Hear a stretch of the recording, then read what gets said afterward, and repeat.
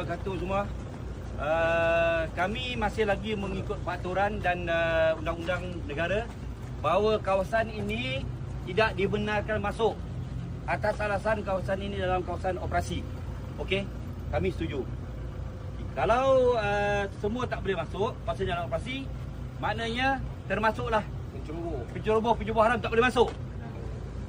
Jadi kami cuba nak ambil video di hadapan saja, tidak dibenarkan masuk. Dalam masa yang sama, berterak-terak kenderaan masuk.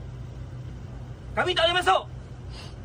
Ni pun masih ada yang nak masuk lagi tu. Jadi kalau kawasan ni kawasan operasi tak boleh masuk, blok depan tu. Jangan bagi siapa pun masuk. Wangku Sultan dah menyirap darah. Rakyat lagi marah. Betul.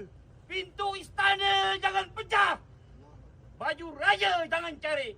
Daulat Tuan Flo! Daulat Tuan Flo! Daulat Tuan Flo! Daulat Tuan Flo! Daulat Tuan Flo! Allahu Akbar! Assalamualaikum warahmatullahi wabarakatuh. Waalaikumsalam. Terima kasih tuan.